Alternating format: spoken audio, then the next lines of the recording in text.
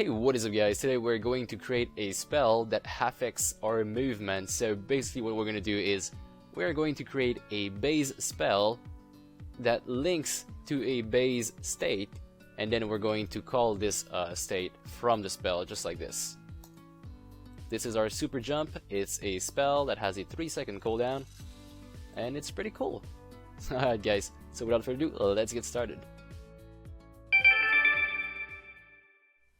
Okay, so for this one we'll basically need 3 things. Our super jump spell, which is going to inherit from base spell. Our super jump state, which is going to inherit from base state. And actually that's it. We only need these 2 things. So let's get started. Okay, in spells, we're going to start with a spell. We're going to create a new C# script. So go ahead and right click on spells, create, and let's call this one super jump spell. Open it up, and it's going to be fairly simple. What we'll do actually, we are simply going to go and use the melee auto attack spell. So this one, I'm going to copy the whole thing, of course except the class name, and I'll just paste it in there. Make sure it inherits from base spell. And now we're going to remove something. So we don't need these, we don't, well, we want to change the constructor name for super jump spell. We're going to keep the cooldown, and that's, yeah, keep the cooldown and also keep the last cast. And then as for the action, we're going to wipe everything in there because we're not going to be using the same action. In fact, this is not even going to do damage, and you'll see why in a second, but we're going to make some abilities that do damage a little bit later on, but this one is only for the sole purpose of connecting our base state, or well, our mutter, or movement, with our spellbook, so our spellbook can affect our movement.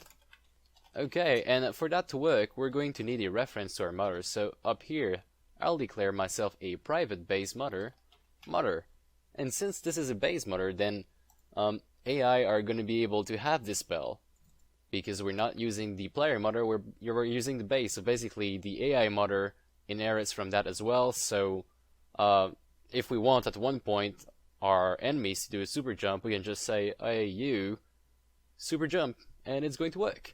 Great.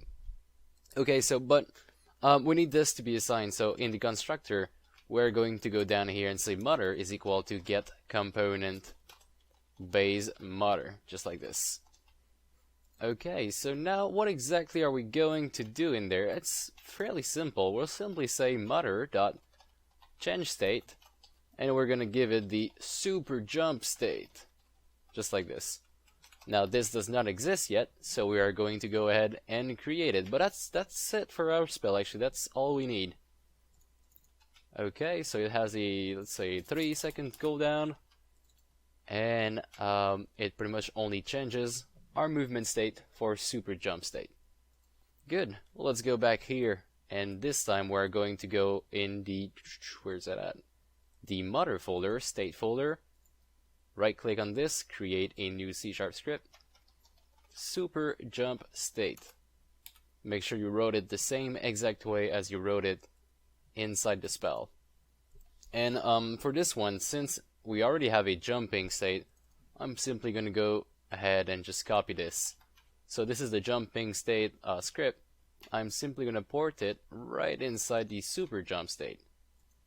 Okay, make sure it inherits from base state.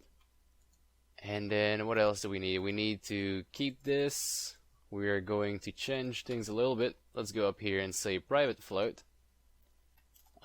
Jump multiplier is equal to 3.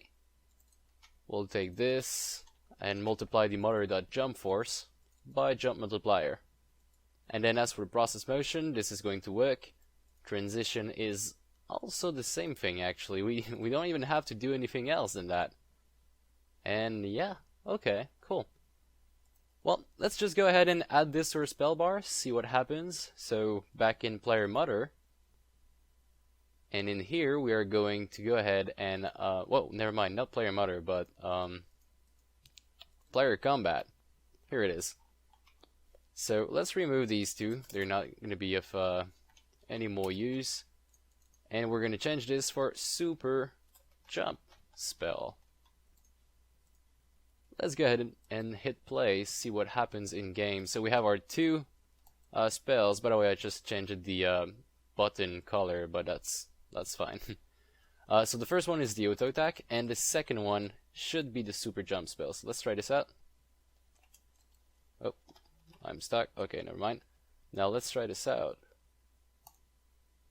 And here is our super jump. That's normal jump, and that's the super jump. Nice, so it's pretty much working already, and we've just created a state, not a state, a spell that affects our movement state, which is great for, well, it's just great in general. A little bit later on, we're going to be able to make spells such as, say, some kind of earthquake that are going to disperse the enemy. So all the enemies around us are going to be knocked back, and basically we're going to send them damage, but we're also going to send them a movement state, so they do the little knockback movement and then fall. So yeah, that's pretty much it for this episode, guys. Thanks for watching, and I'll see you next time.